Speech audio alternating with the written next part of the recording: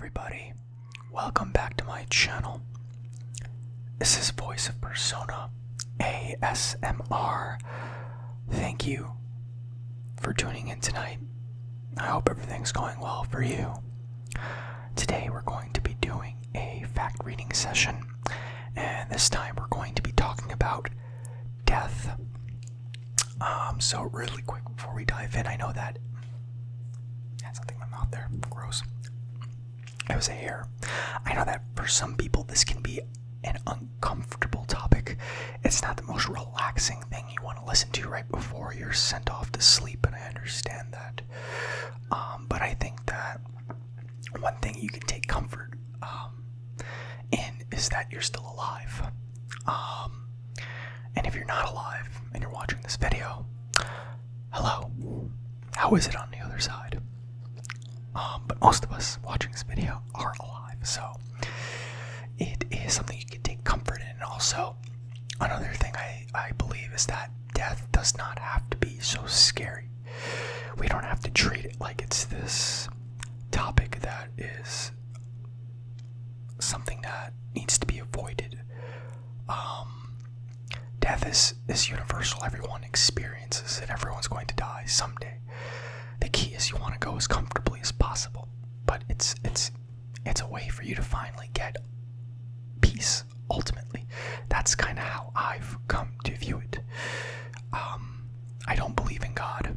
I'm an atheist, so for me, I know that death is ultimately the end of the road, or at least I think it is. So when I die, that's it. My consciousness fades, and that's it, right? It's just blackness, nothingness. So all the pain, suffering ends. So does the joy and happiness, of course. But, I take comfort in that. It took me a while to accept it. But at least it's still better than hell. Going to hell, getting tortured by a pitchfork, being shoved in your ass. I'm just saying, you know what I mean? Not that heaven wouldn't be great, but this is a nice in-between, I think. Anyway, I digress. Let's start with some grave facts about death. Just 3 days after dying, the enzymes that help break down a person's food begin to eat that person's body. Approximately 100, and that's kind of how, bodies decompose in general. Approximately 150,000 people die each day around the world. In New York City, more people commit suicide than are murdered. I live in New York City. I can understand the thought process. During the death process, the larynx loses its cough reflex, which creates a buildup of mucus. This causes a death rattle, or the gurgling or rattle-like sound of someone dying. Soon after death, a person's eyeballs flatten due to the loss of blood pressure. Between 1 to 9 minutes after death, a person's pupils begin to dilate and cloud over. The cloudy look is from the potassium and the red blood cells breaking down. Because most people die with their eyes open, the process usually occurs fairly quickly, though it can take up to 3 hours in some cases. Mistakes on a doctor's note, mainly due to messy handwriting, kill over 7,000 people in the US each year. Hopefully that corresponds with 7,000 subsequent lawsuits, if you catch my drift. The emergence of funeral rites is the best indicator of the emergence of modern man. Even after 6 hours of dying, a person's muscles continue to spasm periodically. Compared to right-handers, left-handers die at least 3 years earlier. That's kind of weird. I wonder why that is. As a person dies, his or her hearing is the last sense to go. Sharks kill about 12 people a year. People kill about 11,417 sharks an hour. In Ethiopia, a child is 30 times more likely to die by his or her 5th birthday than a child is in Western Europe.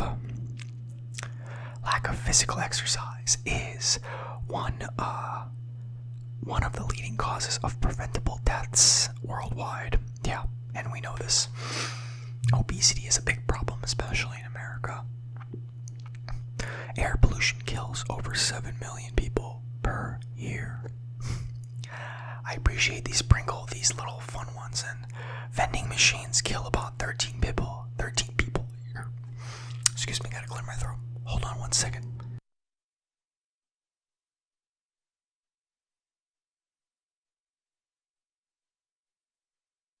Should have brought some water with me for this video. Whoops. Anyway, moving on. It is estimated that the number of people killed in wars throughout all of history is between 150 million and 1 billion. During World War II, about 80% of all Soviet males that were born in 1923 died. I'm assuming most of them went to war. In 1900, the lifespan in America was an average of 47 years. In 1950, it was 68, and 2000, it was 77. So that's a good thing, right? Modern medicine has increased our lifespan. Hopefully one day we'll get to the point where we can live beyond 100 easily. Every minute, or maybe that's not a good thing, I don't know. Every minute, 300 million cells die in the human body. Hair and nails do not grow after death. They appear to grow as soft tissues of the fingers and scalp. As soft tissues of the fingers and scalp dry out and shrink from the fingernails and hair roots. There's a lot of sciencey stuff here. After death, all the muscles of the body relax. This leads to dilated pupils, eyes that are slightly open, and a slack jaw. For a funeral or mortuary may place plastic caps under the eyelids to avoid a sunken look and to keep them closed. They will also often wire the jaw shut. Scientists at Southampton University have found evidence that awareness can continue for at least 5 minutes after clinical death. That might be why, sometimes you have people who, died but felt like they were alive at the same time, and they attributed to the afterlife. Or have an outer body experience. I don't know if this is true, I'm just making this up, but it seems like there would be a connection there. Wow, there's some weird feedback coming out on my side of the audio. Weird. I know for a fact it doesn't translate to the video because I listen back after. There's nothing there. It's weird. Liver mortis occurs when heavy red blood cells pool in the lower parts of the body, causing purple splotches. After about 8 hours after death, the purplish patterns will not change, even if the body is moved. Once the heart stops beating, the body experiences algor mortis, or the death chill. As the blood cools, it becomes more acidic as carbon dioxide builds. This process causes cells to split open, which empties tissue-eating enzymes into the body. There are over 200 bodies on Mount Everest. Their bodies are so well preserved that they are used as trail markers. That's crazy.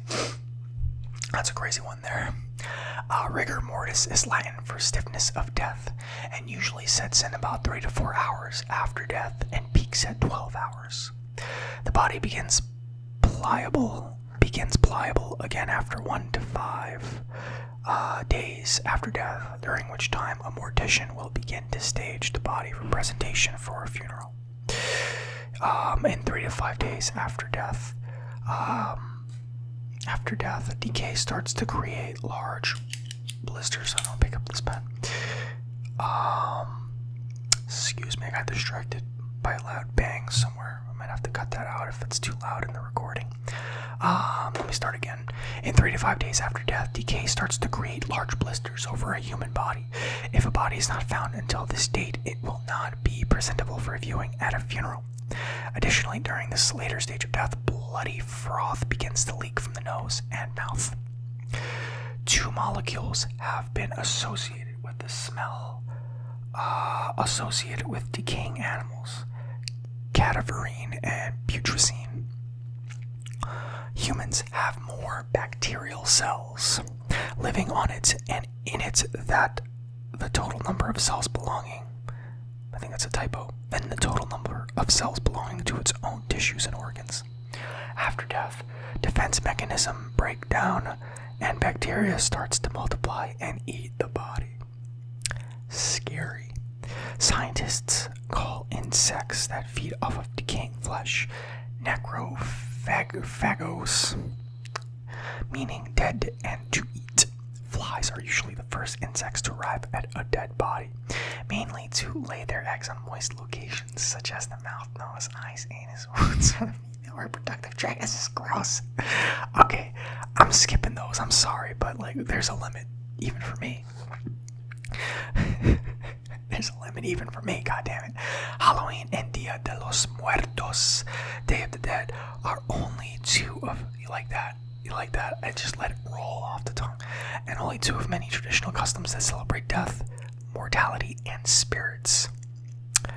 Peter Pan in Sir J.M.'s novel of the same name declares to die will be an awfully big adventure. It is estimated that about 100 million people have died since Homo sapiens appeared over 200,000 years ago. The belief in metempsychosis is the belief that at death, the soul passes into another body. Creepy. Instead of viewing death as a type of failure, many ancient peoples, such as the ancient Egyptians, believed death was one of life's many passages. Yeah, I kind of see it that way too, in a way. Except I don't think they're going anywhere afterwards, but, it's kind of similar. The last words of Thomas Edison were, "It is very beautiful over there." That's fun. Nearly 99% of all species that have lived in the course of history have vanished from the planet because of numerous climate upheavals and other events. According to WHO, the leading causes of death worldwide are ischemic heart disease, stroke, lower respiratory infections, and chronic obstructive lung disease. Other leading causes of death are HIV/AIDS, diarrheal diseases, and diabetes mellitus. Diarrheal diseases, I didn't even know that was a thing. More people die from selfies than from shark attacks. Bless the 21st century. The circle Enzo is one of the most important symbols in Zen Buddhism. It is one of the many images of the duality between life and death and the fullness of existence. Natural deaths spike on Christmas, the day after Christmas, and on New Year's. Researchers believe junior staffing at hospitals and the tendency for people to delay treatment are the main reasons for the increase. However, suicide and homicide rates decrease during the holidays, so pros and cons, at least there's that. In his landmark work, Civilizations and Its Discontents, Sigmund Freud states that civilizations are ruled by two opposing kind of impulses: Eros, the drive for desire and love, and Thanatos, the drive towards destruction and death. I guess we know where Thanos got his name from, right? Oh shoot, I moved my mic a little bit. I'm sorry about that. Let me just quickly... I think we're good. Okay. Just banged it like an idiot. Vampires, werewolves, and zombies and other creatures from the grave reflect the unease human beings have about death. We talked about this. Researchers show that those who consume fewer calories, as long as they do not have nutritional deficiencies, live longer than those who eat larger quantities of food. It is estimated that malaria has been responsible for half the deaths of everyone who has ever lived. That's crazy. Shit. On average, 21 people in the United States die each year from the lack of available organs for transplant. During human stampede deaths, such as those that occur at Mecca, more people die of compressive asphyxia than by trampling. People can also suffer from cardiac arrest if they faint standing up and there is nowhere to fall. Since the AIDS pandemic began in 1985, over 22 million people have died from the disease. HIV affects more than 36 million people globally, so the death toll is expected to increase. In 1918, the flu virus killed between 21 million and 50 million people around the year, making it the deadliest virus in human history. Between 1347 and 1352, the bubonic plague killed about 75 million people worldwide, including 1/3 of the entire population of Europe. Yep. Every year, car accidents kill 1.2 million people worldwide, in addition to 140,000 injured and 15,000 who will be handicapped for life. Hanging is the preferred means of suicide in most parts of the world. That always seemed painful to me. I don't know. The United States has more than 5 times the number of gun deaths than all of the other Western European nations. Well, and the United States, if the United States were in the Middle East, it would have the second highest rate of gun deaths, more than Libya, Egypt, Sudan, and Israel combined. Only Iraq has a higher level of non-conflict-related gun deaths. Well, I'm not trying to get political, but there might be a reason for that. I don't know. I'm pro Second Amendment, but there's got to be something that gives at some point. Every day, about 29,000 children, or 21 children a minute, die due to poverty. In 2013, a falling cow killed a 45-year-old Brazilian man. The cow had been grazing on the man's corrugated roof when the roof buckled. Both the man's wife, who was lying beside him, and the cow were unharmed. Wow. How was the cow able to get up there?